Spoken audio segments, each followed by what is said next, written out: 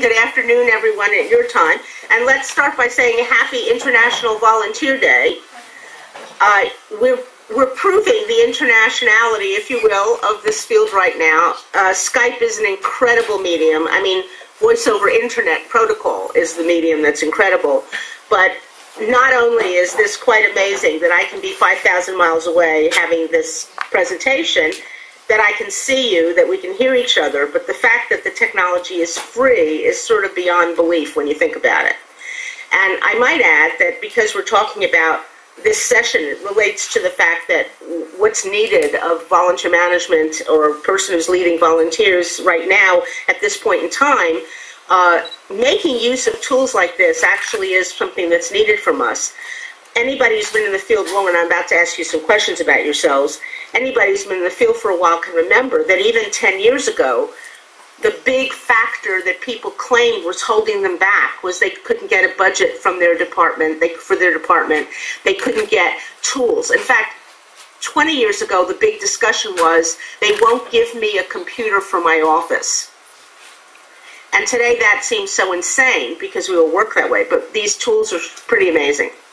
I want to begin by saying I haven't spoken to Martin, and I don't know why he had to pull out at the last second. I do know that he wouldn't have done it if it hadn't been something serious. I do know that his sister has been quite ill in Australia, and I'm afraid it might be something related to that. But I'm always glad to help out, and as some of you know, I did spend some time in Israel with Yad Sarah, and I have a little bit of a feel for the volunteer community in Israel, but not a lot. Which brings me to the first thing I want to say. I say it any time I'm addressing an audience that's not from the United States, or when I'm not in the United States, but in this case I'm in the United States, but you're not, so here we are. And that is that I very much know that I'm an American. And I say that in the start because I try hard in any presentation to speak about the things that I truly believe work in many cultures and in many places around the world, kind of that core of common values and practices that work well for us. But I also recognize that you are the experts in your culture. You know what's going on in Israel. Further, that you know what's going on in your own organization or type of service that you deliver. And so I really do feel a degree of obligation and responsibility to say that I don't necessarily know what's culturally determined or not. I can't always tell that. It's a matter of nuance. So I ask you to listen to any ideas that I talk about with the idea that I'm giving them to you as suggestions, not as do this, but also if you reject them because you don't like the idea, not because it was told to you by an American. So there you go, is my basic on that. One of the things that I inherited by picking this up at the last second was the topic. And I really have no idea how Martin would have handled it, and it really doesn't matter because at this point we're together now. But the topic, as it was told to me, related to what is volunteer management in a changing world is the theme of your, in general. And the idea of the profile of volunteer management in the 21st century. Ironically, we're getting just that, almost at 2013, no, I don't want to lose a year, 2012. And it's we can't just talk about the new 21st century. We're already in its second decade. And having said that, when Leora talked to me about this, I made a comment that I'll begin with, which is, I really believe there's some things about working with volunteers that are timeless and that do not change, the core things. Meaning, it will never change that the most successful volunteer management relates to defining work carefully and well, telling people up front what it is you really need to have done, engaging them in thinking about how they could best do it, and then supporting them while they do it.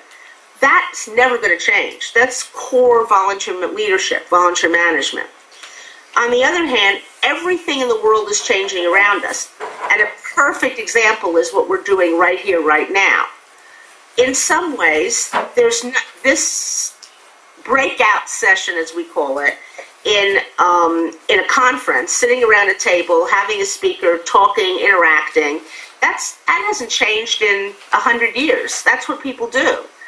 What's new in this, what we're doing, is using the technology to connect us across many, many miles. So it's that balance between what is the core of keeping something versus what is brand new that we have to adapt to. And the other thing about adapting is sometimes what you're trying to do is prevent something. We might be in prevention mode. Other times what we're doing is welcoming, wanting to make it go faster. So one of the things that I have on my list in terms of what's needed from us right now in time is that we need to be futurists. We need to figure out what is going on around us and how do we tap into it. I do have a couple questions of you before I continue on this, and I do hope we can make this interactive, because this isn't a speech that I'm trying to give, because I absolutely promise you I have not spent my weekend writing a speech for this, and I only found out on Friday morning that I was doing it. I would like to know how long you've been in the field. How many of you, and Leora, you'll have to help me because they're going to do it by a show of hands and I don't see everybody. How many of you consider yourself very new to volunteer management? And I don't care how many weeks, months, or whatever you do in that, but how many of you feel this is the first time you've been in volunteer leadership and you're still a newbie, new person? About how many have raising their hand, Leora? About a third or more or less? 7 or 8 out of about 20. Okay, so it's about a third. Okay. Yeah. How many of you would say that you're no longer brand new, but you're still very much on the learning curve? You're comfortable with the basics, but you are still intermediate, let's say. And how many? And how's that? Another 5 or 6? Another third, yeah. Okay. And how many of you feel quite experienced? That doesn't mean you know it all, but you feel experienced. You've been in the field a while, you feel you're experienced. How many of you feel you're corroding and about ready to drop into the grave in this field? Thank God, none. Right. None, okay. Me, I'm sorry. I have to say that one of the problems of doing this at 5:30 in the morning in my time is that I have morning allergies, so that's why I've got a tissue in my head. I'm not allergic to you guys. I'm just, whatever. Okay. Yes. The reason that I ask that question is that I think sometimes people believe that if you've been around for a long time in a field, you are set in your... Are you moving the microphone or something? Yes. How do you see everything? No, she hears. I'm hearing... That's better, because I'm hearing real crackling. Oh, that's what she's doing. Okay. Okay. Sorry. That's right, because that was silent to you, but in my ears I was hearing. We apologize. No, that's okay. I mean, you're trying to do it to make it better so people can talk with me. What I was saying was that sometimes we think that people who are in the field a long time are going to be entrenched in what they're doing and they don't want to change. And of course that can happen. But ironically, sometimes it's the newest people who have just learned what it takes to be successful with volunteers who also go, kind of say, resist all of a sudden changing, doing something a different way because they've just learned it and they want to learn it. See, that question wasn't, where are you on gradation of comfort with change, if you know what I mean. What I'd like you to do is if you would pull out the handout that says, are volunteers essential? Are you essential? I want to tell you what I'd like to begin talking about. It's a fact, and it's interesting because A.L. Kaplan told me that you just had a speaker from the media who talked with you about how you're presenting volunteering to the media and getting whatever. And I said to her, it's interesting because I'm going to be doing something about that in some ways here. I do believe that one of the things that's needed from a person in charge of volunteers in an organization in this time and in the future is we have got to be effective communicators. We also have to be in-house educators. It is absolutely crazy to assume that the people around us understand automatically what it takes to do effective volunteer management and what volunteers need. In fact, I have one more question of you. How many of you, before you left school, before you finished university, how many of you ever had a course in working with volunteers? Anyone in the room? No one. No one. How many of you had 1 hour in the classroom about working with volunteers? 1 hour. No one. No. Right? Yes? No one. No one. Understand the implications of that for what I'm talking about.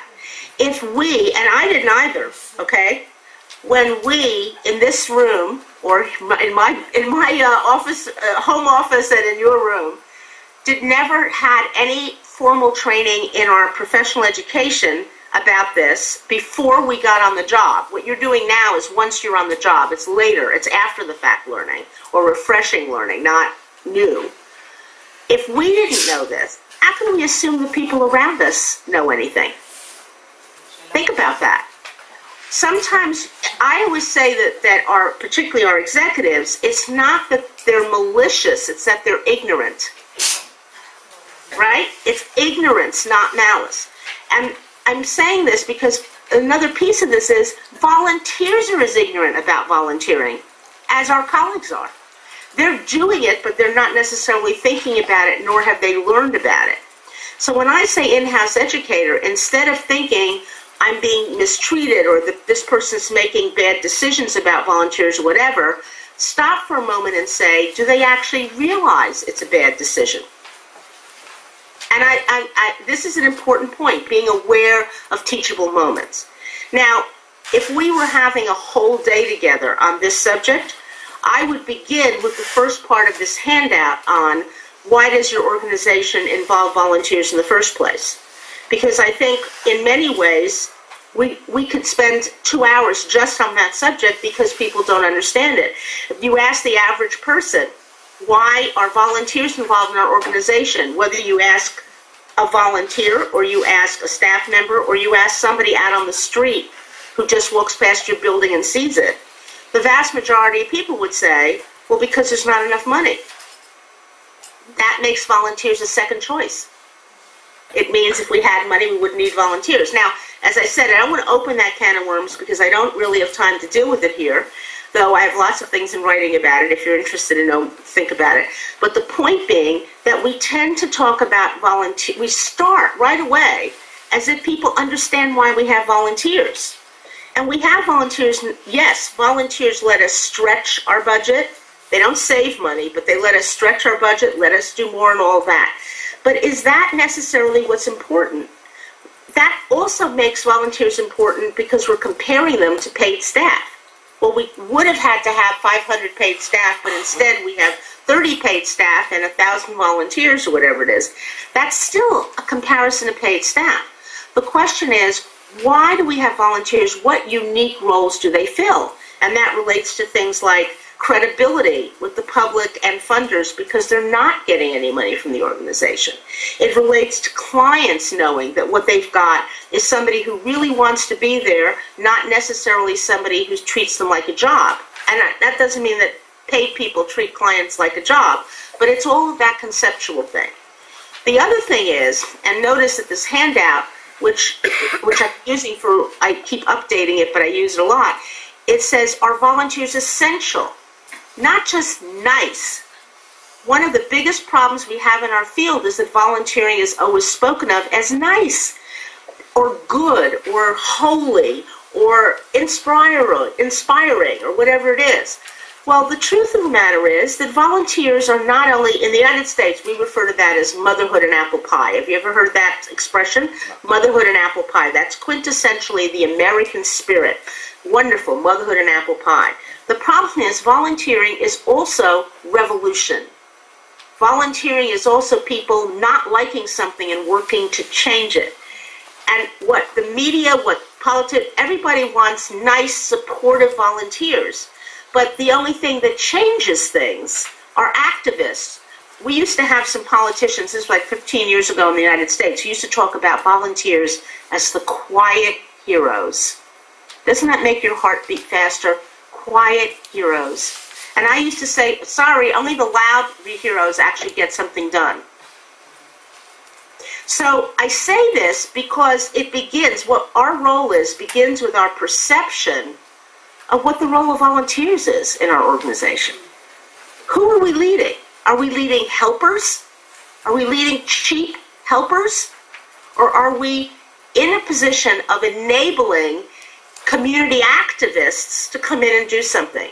You can see where that's a very different thing. And you know what? Most of our organizations hire us to bring in cheap helpers.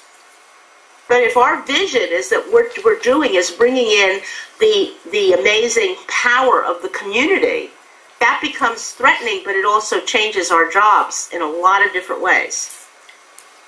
Are you seeing kind of where I'm going with it? I'm not trying to settle this. I'm trying to be provocative and raise the idea. Anyone have any comments on this or thoughts? Okay. I can just say, Susan, that many times I find that I hear organizations when talking about ROI and trying to calculate the worth of a volunteer's hour, they always say, our organization has saved this and this money this year. I know. And I always say, your organization did not save this money. Your organization got a donation of this money. It's a donation. You did more than you could have with your money. Exactly. It's a donation of people's time, of people's effort. It's not saving money. But the other part of it is, the reason this is an important issue is that it's not just the financial value. A long time ago, I heard a wonderful economist whose name it is early in the morning. I'll come up with a name. I'll send you a name afterwards. She talked about her economy. She said, you know, my fellow economists don't value trees until they're cut down into lumber. Then they have a dollar value, a money value, when they're lumber. But when they're still out there in the field in their trees, they don't have that kind of value. And she said, so what does that do when you start talking about the environment and wanting to make things good? And how do you put a value on the shade that the tree gives or whatever? Now that's a simple analogy, but it's really true. We keep wanting to value volunteers along the lines of what would paid staff be like if they did it. And it's undercutting the point that if you are saying you're serving the community, then the community ought to be happy they're being served by you and ought to be supporting it. So it's a circular kind of thing. But I don't want to frustrate you, but I do say that the questions I have on this handout are ones you might want to spend some time in your organizations talking about it and dealing with it, because they're very important questions. And you might ask volunteers what they think they're doing there too. But the question, therefore, you start with, what is our vision, our definition, our goal, the benefits of having volunteers in the first place? Now we come to the next question, which is on this handout. What is the leader of volunteers all about? What purpose does your role fill for the organization? And I'm going to ask you that. I am going to stop and I'm going to ask you, tell me not what you do. That's why I said hint. This is not answered by a list of volunteer management tasks, meaning I'm not asking what you do. I know what you do. I teach you about what you do. You know the job, you develop job description, volunteer position descriptions, you recruit, you do. Those are tasks. Those are activities. I'm asking, what is the purpose? Where do you fit into your organization in terms of achieving their mission? What's your purpose of your role? I'm literally asking you that. Why are you there? Because the breakfast.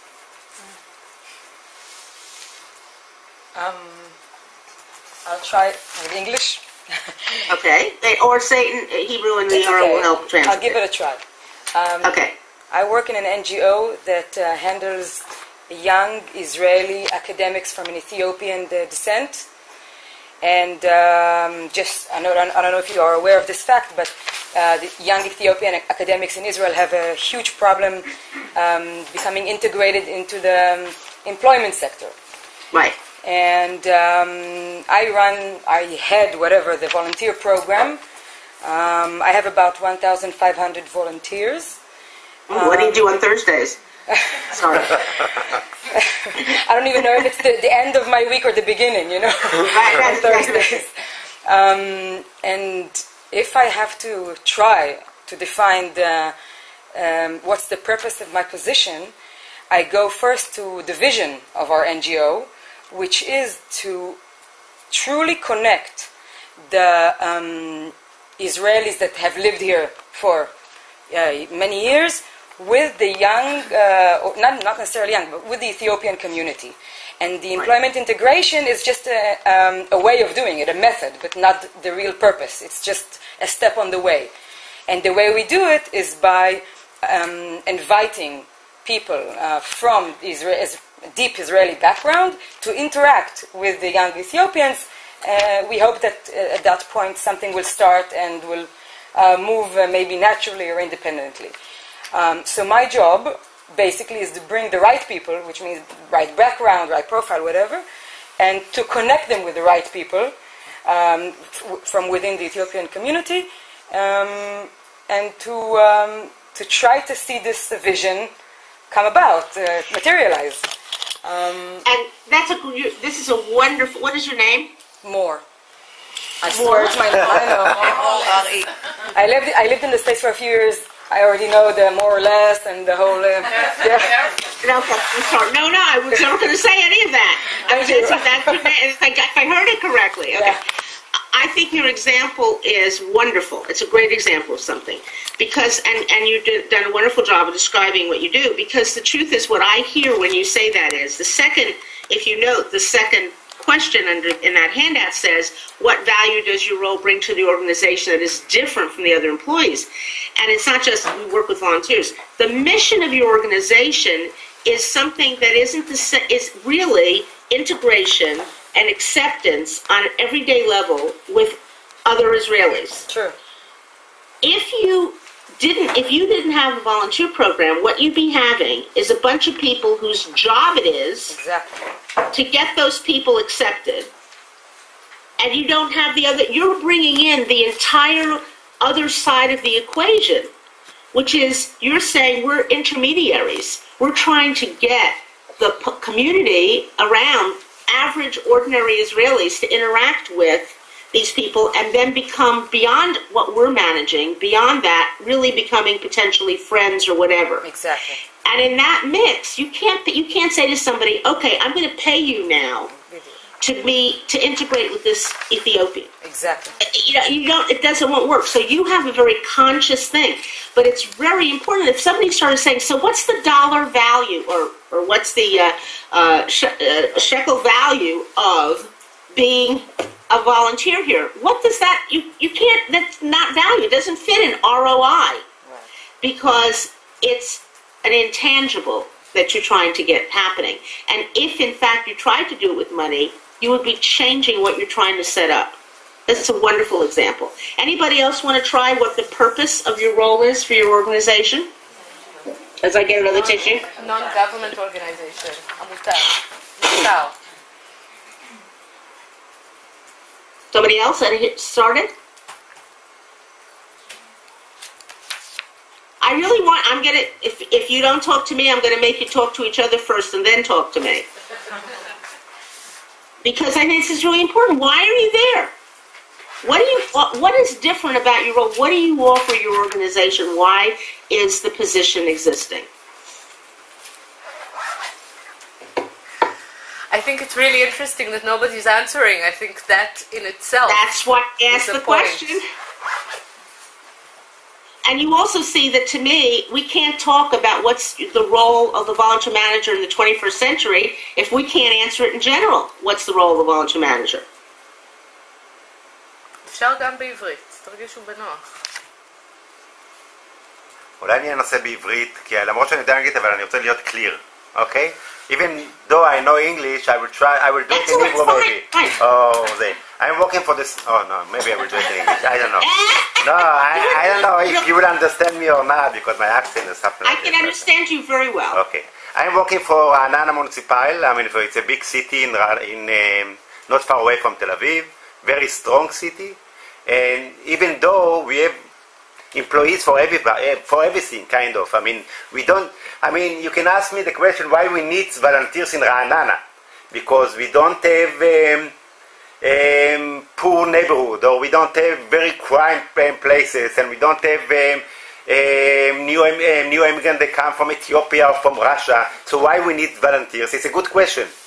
We need volunteers, I think, because it gives volume to the city. Besides, the city has to take care of the residents in the city. And we have to collect the garbage, we have to give light, we have to give culture, and we have to give education. But I think every city needed for the duvdevan. The cherry. The cherry of the city. The city, they are strong, they need benefit. Why? I mean, we have to be different. We have to do something, it's behind what we need. And I think part of that we have around 2,500 volunteers in Ra'anana. It's because we want it will be on the site all the time. All the time, it's like, I mean, it has to be there to make the residents better than they are now. Okay, wait a minute. Do you understand me? Aren't your volunteers also residents? Yeah, they're residents. Well, maybe you, just as, first of all, let me tell you, your English is excellent. Okay, thank you. Okay, so my wife is American, but it's... okay. But no, I'm sorry, I didn't mean to interrupt you, but I wanted to be sure I understood it, because what you said is, we have so-and-so many volunteers, and then you went residents. I think that part of what your role is to recognize that the city has no meaning without its residents. There is no city without the residents. I mean, that's what creates a city. A lot of people reside there, yes? Mm-hmm. Well, you're talking about, as a matter of fact, I think all government should be taught, any government agency that brings in volunteers needs to recognize that it's those people who pay the salary of everybody in the place, because tax money pays for the paid workers, right? Okay. So you're dealing with, we're bringing in the stakeholders. We are allowing the citizens of this city to participate in their city. Exactly. To be involved. Okay? To be involved, but to not only be involved as helping. See, this is where it becomes really important. They're helping, yes, but the other thing that they're doing is, by being engaged, they're making the quality of life in their own city better for everyone. It's almost self-help, if you think about it. Mm-hmm. It's helping others, but also it helps them, because it makes your city better to live in for everybody. Mm-hmm. And if what you have, for example, a good example is, and it's a little example because it's not the most important thing in the world, but I'm pretty sure you have this in Israel too, where there are people who like to garden, who like to make things bloom or whatever, who will go put flowers along the side of a road in a certain area, or they'll plant something in a vacant area. Do you have that are done by volunteers? No, we don't have it. We don't have community gardens. Yeah, but we don't have it in our city. I mean, there is in Tel Aviv and Jerusalem, but not in my city. Okay, which means that your city employs gardeners, and anything that makes the city pretty is done by paid staff? Right. Yes? But we have people that are walking the dogs from the kalbia. You said kalbia? From the pound. From the pound. Right. For example. So we are doing different things. That's done by volunteers? They are volunteers. Oh, it's interesting. Okay, but what I'm getting at is, that's interesting you don't have it, because sometimes what happens is when citizens help to beautify an area, when they plant flowers or they get involved, their whole feeling about that area changes, because it doesn't matter whether a paid person plants a flower or a volunteer plants a flower. The flower gets planted properly, and that's what's important, not whether the hand that planted it was paid or unpaid. But the effect of a community, of a neighborhood, knowing that they put that stuff in, makes them feel a sense of ownership of it. Right. You see? Yeah, I understand. Anyway, I would say that your role is, you are the citizen gatekeeper. You are the person who finds ways for citizens to express their belief in the community and in the quality of life in the community. That's a very different statement than, I bring in volunteers. You see what I mean? Yeah, I understand you. I mean, I can give you another example. It's a bad example, not a good example. When I start my job half a year ago, the general manager came to me and said, I need 80 volunteers. And I said, tomorrow. Why do you need 80 volunteers? I want them to guard the kindergartens. So I said, they are not employees. I mean, it's not a job for volunteers. I mean, you want to save money and you ask me to bring volunteers to guard the kindergartens? I mean, It's not the same.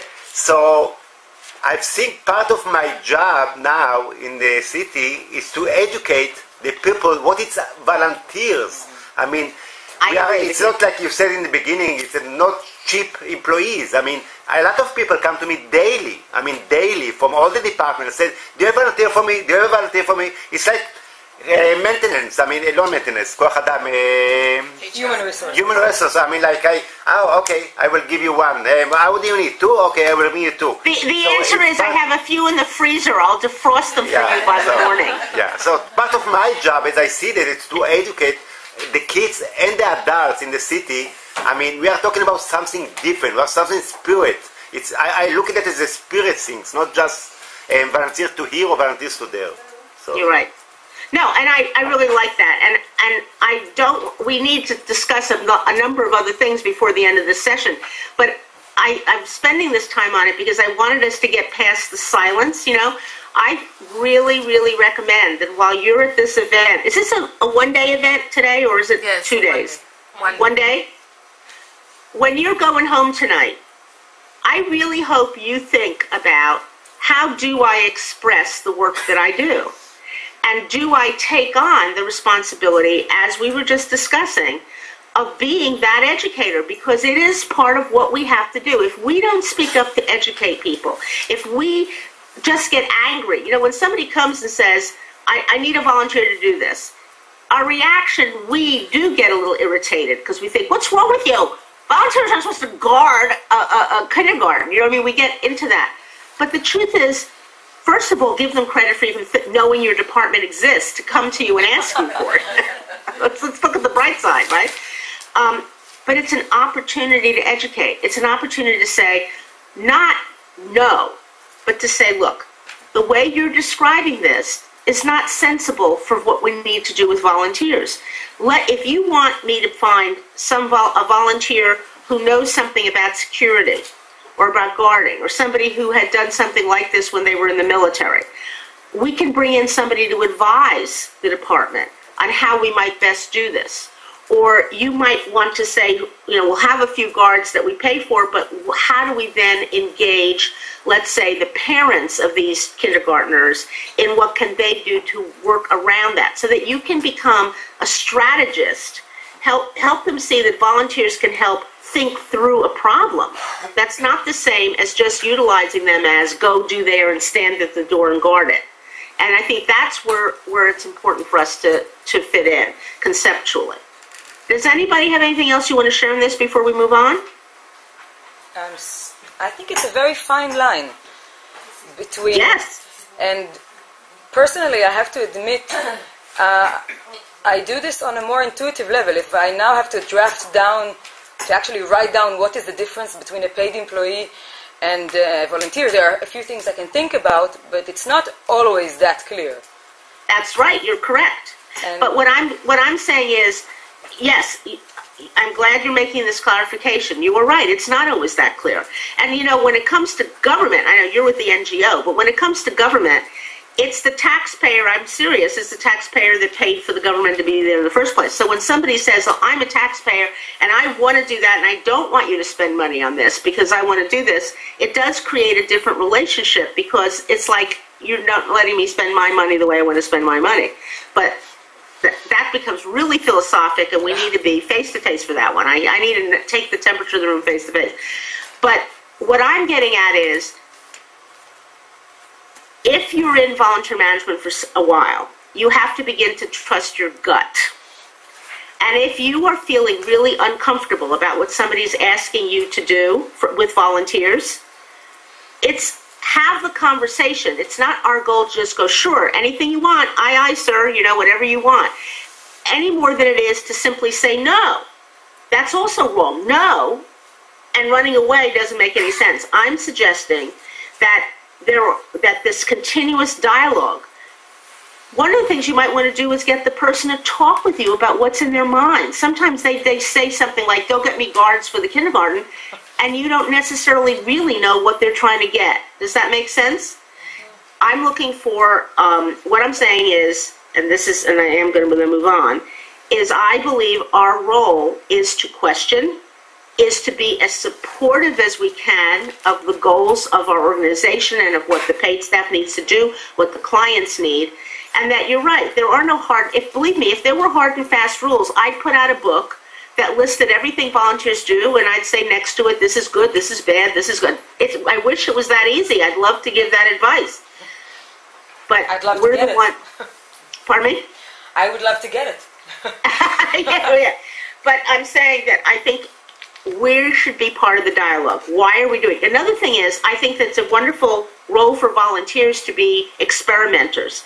It's a legitimate thing to say, we're not sure we should go into this idea. We're not sure this will work. Can you find some volunteers knowing that they're going to do this for, let's say, 3 months and test the idea out?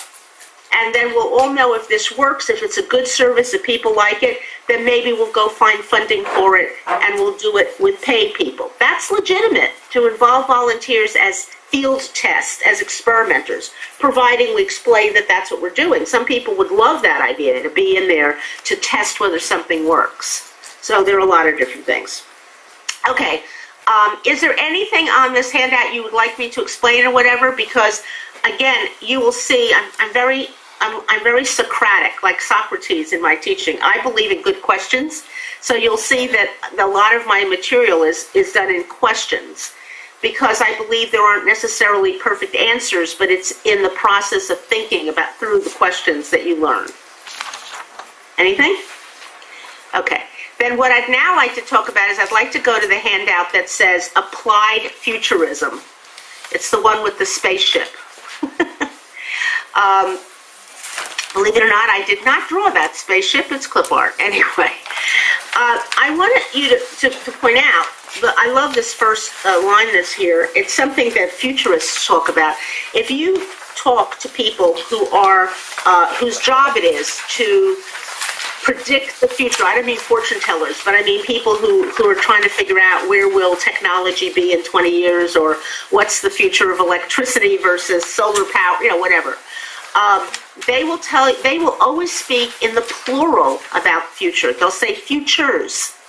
And the reason is that on any given day, we don't know what the next day will bring. And so there are many potential things. And so they talk about 3 kinds of possible futures: possible, probable, and preferable. Possible futures are everything that might actually happen, that could happen, within the laws of physics and the universe. But that's everything from destruction to utopia, everything that if we project ahead, all the really terrible things that could happen, all the great things that could happen, whatever. Within that range, there's a much narrower range of probable futures, meaning we can't necessarily predict certain things that will happen. We can't predict a tsunami would suddenly create all this tidal wave and stuff, and earthquake and tsunami in Japan would have a ripple effect that, I don't know if you've bought a computer lately, but right now it's really, really hard to get the hard drives and all for a computer, because so much of it was being manufactured in that area of Japan right now. Nobody could have predicted that was going to happen, but it was within the probabilities of what was going to happen. All of us in volunteerism, however, are really engaged in what is called the preferable future. Which of all of these choices do we want to see happen? Now understand that preferable future is in the eye of the beholder. Every time there is an election, part of the electorate has one preferable future and the other part of the electorate has a different preferable future, okay? But volunteering is all about preferable futures. People spend their time and effort on what they want to see succeed. Now, I'm making this point because I believe that one of the important things about volunteering is it empowers people when times are bad. If right now, one of the things happening in the world is this terrible economy and the potential collapse of the euro in Europe, the problems we're having here in the United States, which are quite serious financially. All of those things are happening, and it's global at the moment. And most individuals feel incredibly powerless in view of that. We're all seeing ourselves as victims of it. We didn't control the banks. We didn't make bad loans. All of that stuff.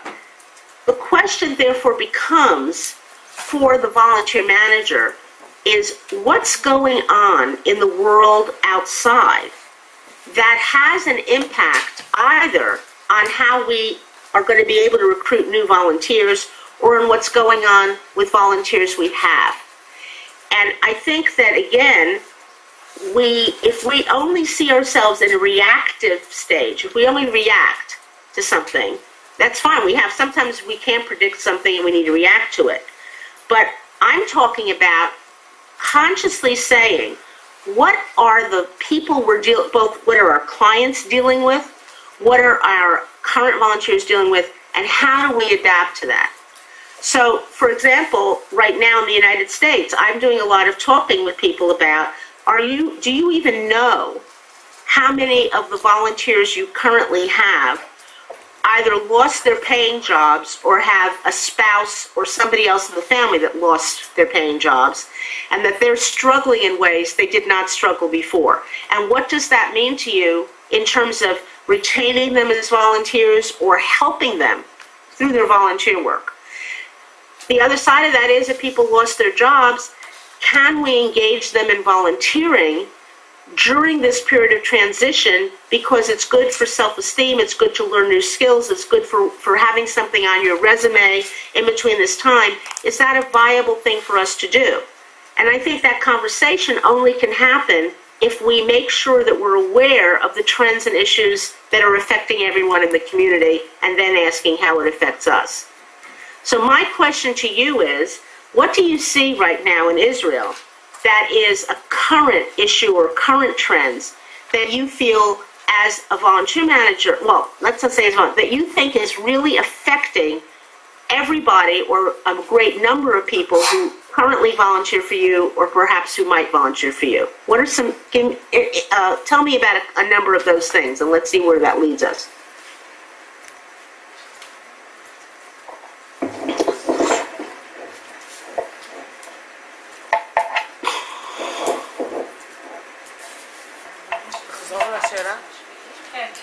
נחזור לשאלה. היא בעצם שואלת אילו טרנדים או אילו דברים שמתרחשים כרגע ברמה האקטואלית כרגע בישראל משפיעים על המתנדבים הנוכחיים שלכם או על מתנדבים פוטנציאליים ובעצם בהשלכה על התפקיד שלכם כמנהלי התנדבות. גורמת לאנשים מה? They're talking about the social protest that was, I don't know how well informed it was in your media. We had very strong social protest last summer here in Israel. And the effect this has on the fact that people feel today that they want to contribute more based on that. So in other words, they began to feel that the more engaged they are, the more they can create the kind of world they want to have in Israel. More a feeling of stronger solidarity. Okay. All right. So my question to you, and what again, this is only a... 1 second, Susan. Somebody here, sure. She's saying that in her organization there was the opposite process.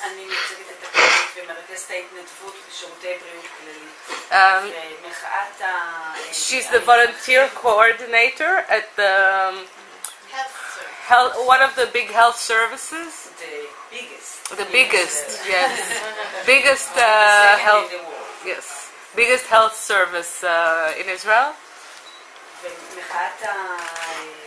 שיטת המתמחים בעצם גרמה לזה שהעובדים פתאום אמרו מה אנחנו יוצאים להתנדב למען הקהילה האתיופית או לקידום נושאים חברתיים אחרים ולא מתעסקים בעצם ברופאים שלנו ובעצם Okay, so one of the biggest social protests was the protest of the medical interns that protested about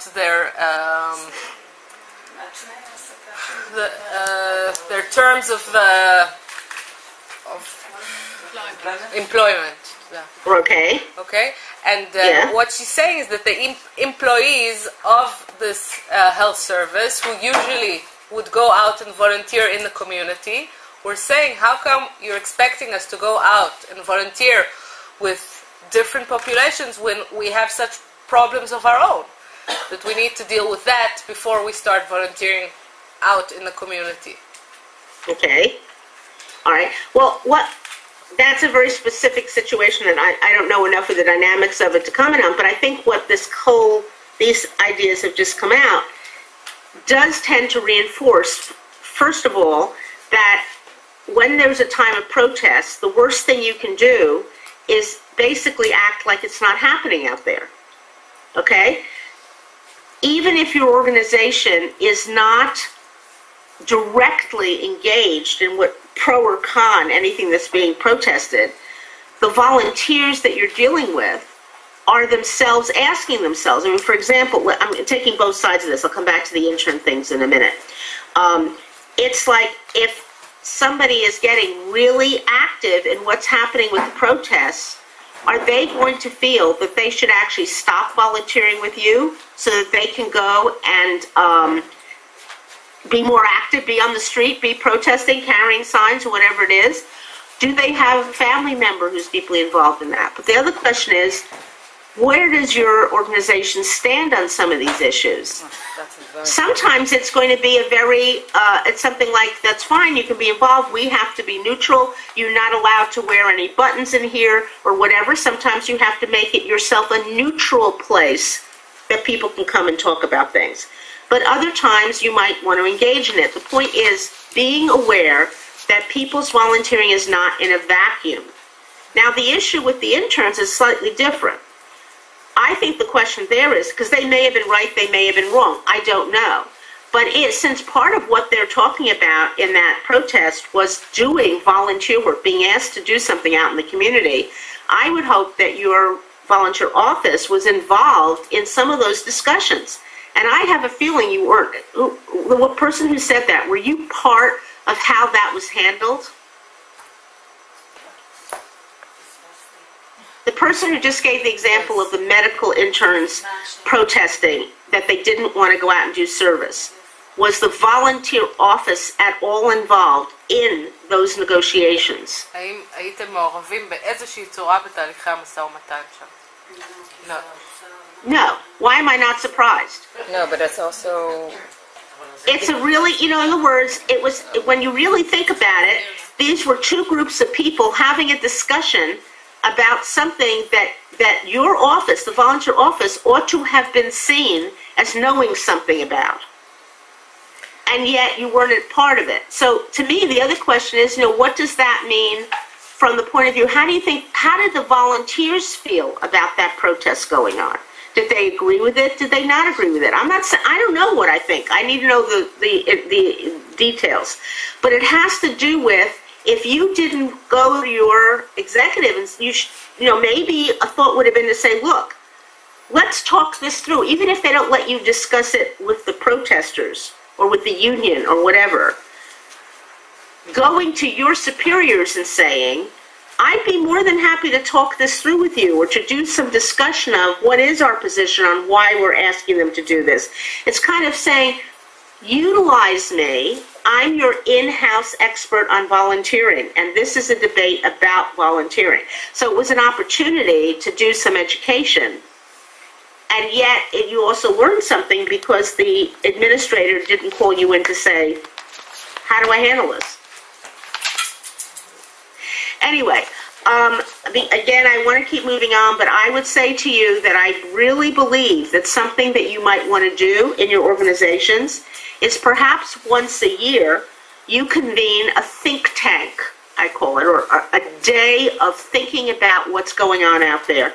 And it is interesting because as a volunteer coordinator, one of the things you could do, you could offer to organize this for your whole organization and have paid staff participate as well as volunteers, potentially even clients, depending on the kind of service that you give. And you might even bring in perhaps someone from the newspaper, perhaps someone from maybe a politician, maybe somebody from a bank. I mean, I don't know. But what you get together about for a day is to say, what are the trends right now in our community that we ought to be aware of as we move forward in our services? Because the volunteer, here's an interesting thing to think about. the volunteer department potentially is the most flexible department in the whole organization. Because if you should be able to respond to a new situation faster and more effectively in the beginning than the paid staff can do. Because you can go out tomorrow and get somebody with expertise to tell you something and help you in a way that, in this case, in a way that the paid staff, there's not a position available yet. There's no money yet for a staff member to do that or whatever. So one of the roles, if you can position the volunteer office to be the group thinking about trends, the group recommending what trends might mean, asking volunteers what they see as they go out and work for you. What do they see that perhaps the staff isn't seeing because the staff is doing other